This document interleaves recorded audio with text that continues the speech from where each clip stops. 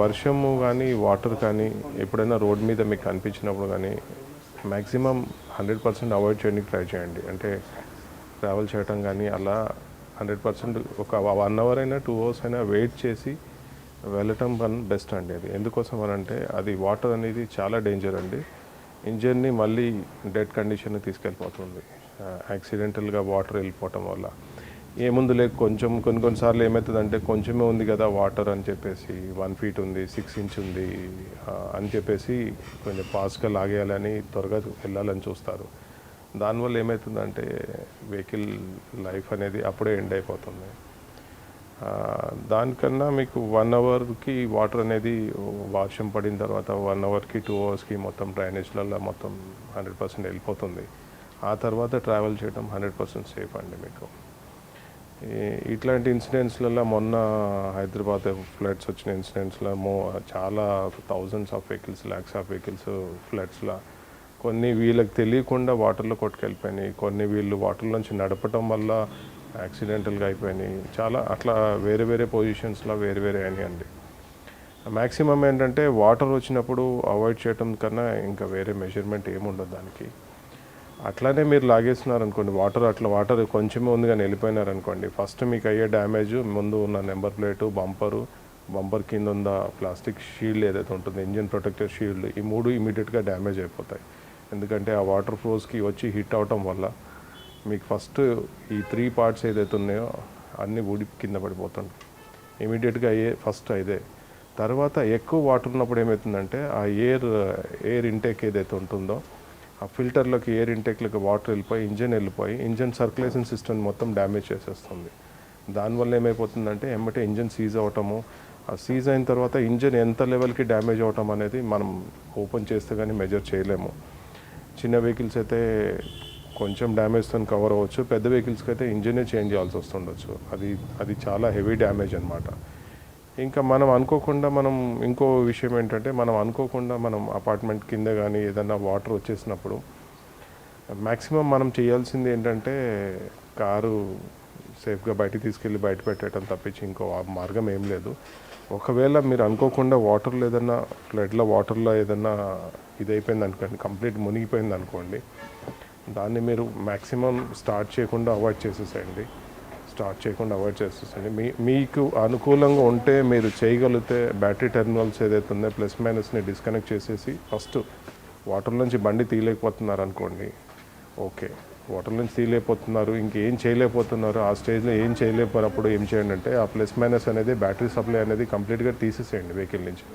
అప్పుడు ఏమవుతుందంటే electronic circuits అన్నీ ఫంక్షన్ లేకుండా జీరో ఆఫ్లో ఉంటాయి. కాబట్టి వాటర్ వల్ల ఏది షార్ట్ సర్క్యూట్ అయ్యి ఎలక్ట్రానిక్ ఈసీఎం కానించి ఎలక్ట్రానిక్ సర్క్యూట్స్ ఏది డ్యామేజ్ కాకుండా ఉంటాయి.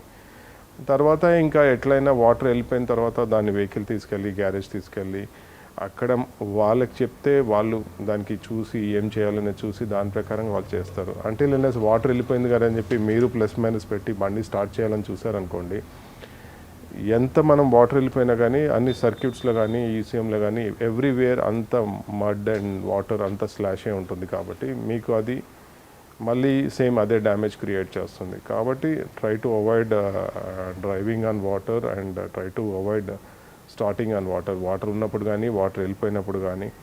ఇంకా ఇంటీరియర్ పార్ట్కి వచ్చేసరికి వాటర్లో డ్రైవ్ చేసిన వల్ల లోపల కార్పెట్లోకి వాటర్ వచ్చేస్తుంది. లోపల ఇంటీరియర్ పార్ట్స్కి వాటర్ అవటం వల్ల కార్పెట్ అంతా డ్రై అయిపోవటం, లోపలంతా వాటర్ వచ్చేస్తుంది. దానివల్ల మీకేంటంటే ఇంకా ఫంగస్ బ్యాడ్ స్మెల్, ఎందుకంటే ఆల్రెడీ యూసేజ్లో మీకు అక్కడ మట్టి అదంతా కొంచెం డస్ట్ శాండ్ పార్టికల్స్ ఉంటాయి. ఆ డస్ట్ శాండ్ పార్టికల్స్ ఏం చేస్తుందంటే మీకు మొత్తం వాటర్ వచ్చేసరికి ఇంకా అది ఫంగస్ రూపంలో కానీ లేదంటే అది చాలా ఇరిటేటింగ్గా స్మెల్ క్రియేట్ చేయడం కానీ ఇవన్నీ చేస్తుంది. నెక్స్ట్ అవాయిడ్ చేయాల్సింది ఏంటంటే ఒకవేళ వాటర్ రాకుండా చూసుకోవాలి. వచ్చిన తర్వాత మీరు ఏం చేయగలుగుతారంటే ఓన్లీ థింగ్ సీట్స్ తీసేసి ఫ్రంట్ అండ్ బ్యాక్ సీట్స్ తీసేసి కంప్లీట్గా కార్పెట్ తీసేసి ఒక 2 days డ్రై చేసేసి హీట్లో ఎండలైనా డ్రై అయిపోయిన తర్వాత దెన్ అప్పుడు ఇన్సర్ట్ చేసి అప్పుడు మీరు వాడుకోవటం తప్పించి ఇంకా బెటర్ సొల్యూషన్ దానికన్నా ఇంకేం లేదండి. వాటర్ అయితే ఎట్లయినా వాటర్లో డ్రైవ్ చేసినప్పుడు కంప్లీట్గా ఇంజిన్లో కానీ బాడీలో కానీ డిక్కీలో కానీ వాటర్ అయితే కంప్లీట్గా వస్తాయండి. ఇంకా మనకి రిస్క్ వద్దు అని అనుకుంటే 100% వాటర్ని కానీ ఇప్పుడు మీకు ఎయిర్, వాటర్, ఫైర్ ఈ మూడింటితోని మనం అసలు ఏం ఎక్స్పెరిమెంట్ చేయలేమండి. ఫైర్ వస్తుంది, ఫైర్ దగ్గరికి వెళ్ళలేము అట్లా అని చెప్పి ఫైర్ అయిన దాంతో కూడా మనం ఏం చేయలేము. కార్లో ఫైర్ అయినా కానీ వాటర్లో వెళ్ళలేము, వాటర్ వచ్చినా కానీ మనం ఏం చేయలేము. ఎంత చేయాలన్నా కానీ గాలి కూడా అంతే అండి, విండ్ కూడా అంతే. విండ్ ఎంత ఫోర్స్తోని, విండ్ చాలా డేంజర్ అండి ఇవన్నీ. కాబట్టి ఎంతవరకు మనం ప్రొటెక్ట్ చేసి ఒక సైడ్లో పార్క్ చేసుకొని ఇది అంతా అయిపోయిన తర్వాత వెళ్ళటం తప్పించి మనకి ఇంకో మార్గం లేదండి.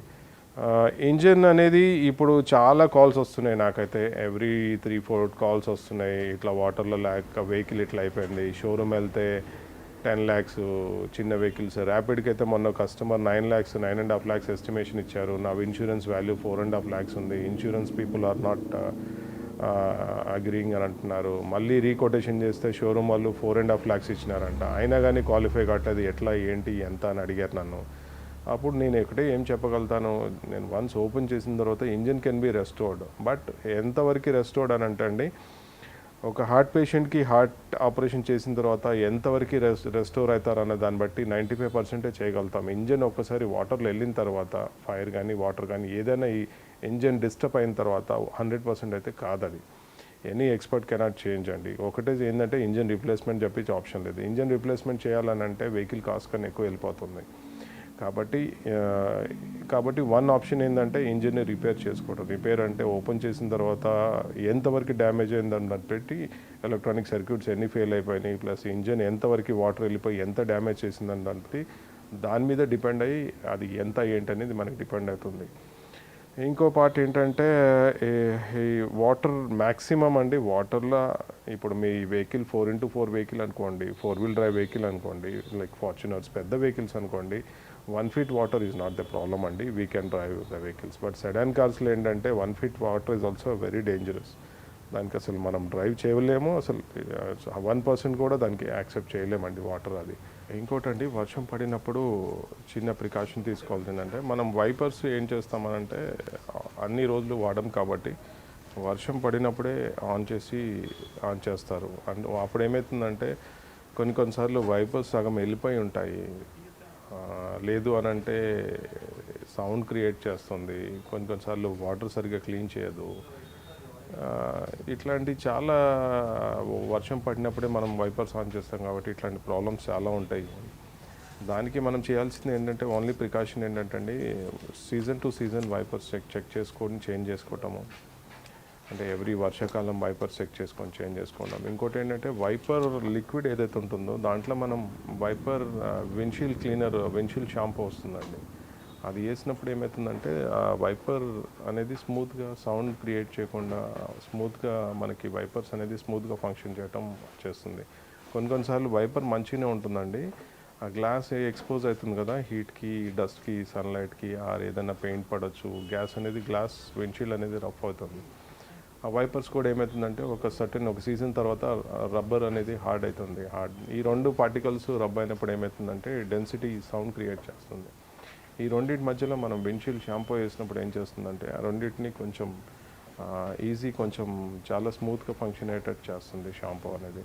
కాబట్టి మీరు ఒకసారి షాంపూ వేసి ట్రై చేయండి. విండ్షీల్డ్లో షాంపూ వేయటం అంటే వర్షం పడేటప్పుడు మనం వైపర్స్ నాజిల్స్ని ఆన్ చేసేసి 2-3 సార్లు షాంపూ స్ప్రే చేసి గ్లాస్ మీద, అప్పుడు మీకు వైపర్స్ అనేది స్మూత్గా మూవ్ అవుతుంది. అప్పటికి కూడా కాలేదంటే then you have to change the wipers అనమాట.